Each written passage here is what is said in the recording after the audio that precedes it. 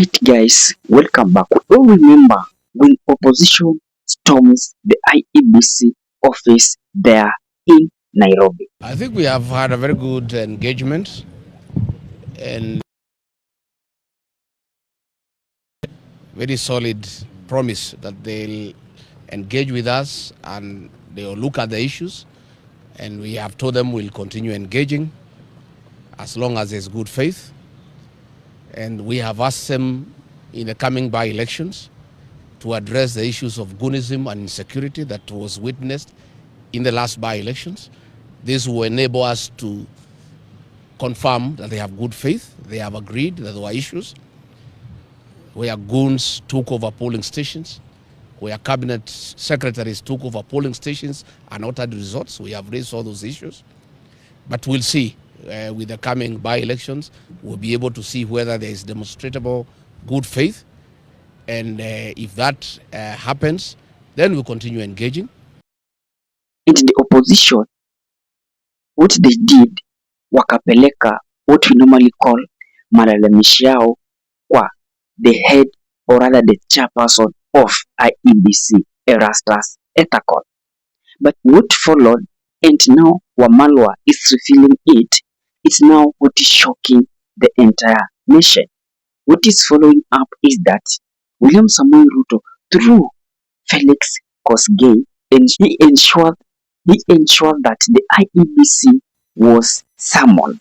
Just listen directly from Eugene Wamalwa. IEBC has been intimidated. Tulipoonana nao wakakuwa summoned na head of public service, Bwana Felix. Ruto is intimidating IEBC not to engage the opposition. Sisi tunasema, Chief Justice, we are coming. We have our sensitive cases before you. Please prioritize them. This is very, very bad. And guys, in case this is your first time coming across us, kindly please consider subscribing to this channel. And still, you can also support this channel through the number you are seeing on your screen, so that together we can grow and together we can have a very engaging political discussion. Let's now go to IEBC, what Wamalwa is trying to say. You know, the only chances for William Samoei Ruto to stay in power is only to grasp or rather to take over the IEBC. And if oppositions are not keen, William Samoei Ruto is going to take over the IEBC. And immediately Ruto will take over the IEBC. It will be very hard for opposition to overturn any election using the court of law. Why am I saying so? It seems that in this East Africa, what is happening, take for example what happened to our neighbors Tanzania. Once you are being announced as the president of that republic, they will move with shift to ensure that you are being now sworn in as the president. And immediately you are sworn in as the president there, you have all what they normally call power. And you can now dictate whenever you want to dictate. And for that case, we shall now realize that the opposition case will not even see the light. Let's now move to, again, Uganda. You realize there that when the election was proceeding on, it is clear that the IEBC was also captured. And if you want to listen, and if you want to understand how IEBC was captured, you go and see how the results were transmitted in Uganda. They ensure that they are in darkness, that no other, even a citizen in that country, can follow up what is happening in electoral process. For that, we've seen how the election malpractices was very rampant in that country. When Museveni was announced as the president, things just went the way it went. And it forces even the opposition, who is now Bobby Wine as we speak. He is in America doing his own tour there, meaning that the environment to stay his own country haimruhusu kabisa. Now back to another one country that now make East Africa to be complete, that is Kenya. And the election is due. And what opposition is now, or rather what opposition's leaders are now afraid of, is that the IEBC has already overtaken. That is a very dangerous case, and that is a very dangerous course to follow. And that is a dangerous move that the country is following. Meaning that Ruto is going to be announced as the president of this Republic of Kenya come 2027. After there, his inauguration will be shifted and will be inaugurated in as the president of this republic. What remains is to deal with the opposition ruthlessly. And to normally see the movement that is going on of Gen Z, of Tuko na Kadi. Niaje wase, Eriko Mondi hapa. Maze round hii tuko Kadi. Kama wewe ni kijana ama Gen Z na hujachukua kura maze, hii ndio time yetu.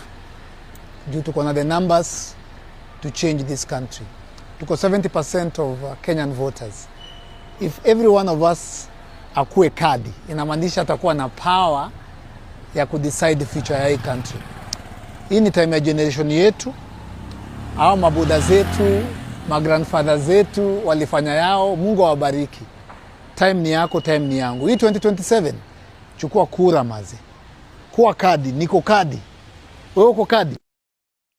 Some trying to register in masses so that they can unseat the sitting president of this republic. But now, let me tell them one thing. Labda, to have a voting card is not something that it is going to scare William Samoei Ruto. But what is going to scare him?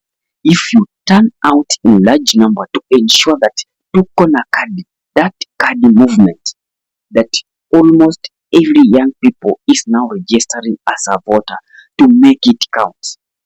And how are you going to make it count? Don't be like the youths in Tanzania, where the day of election is the day where they were on street trying to demonstrate to block that election. I hate the different thoughts concerning that, what they did. So the only option is to ensure that you wake up very early in the morning to overpower the old electorate. The old, let me say like the parents, our parents.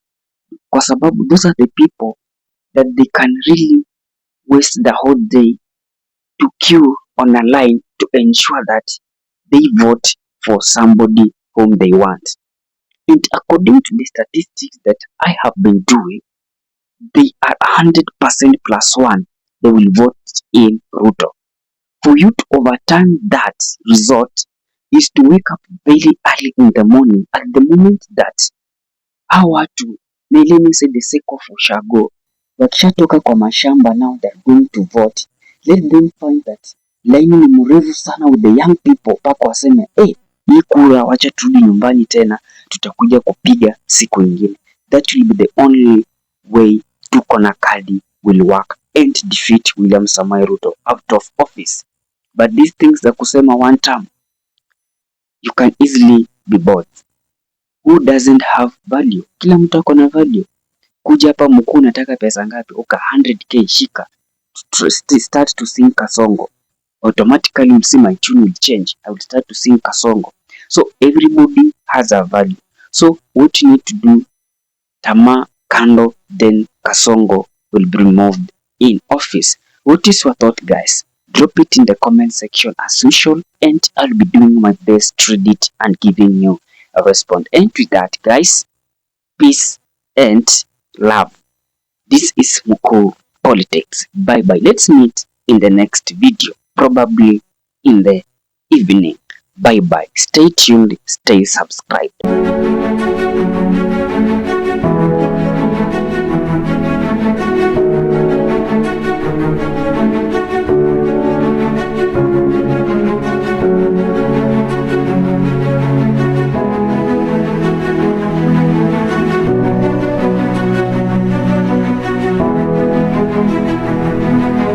And with that, guys, thank you for choosing Kenya Political Brief as your primary news platform, more so on politics.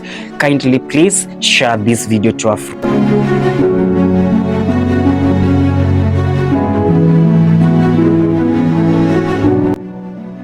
If politics is your passion, this is the place you really wish to be.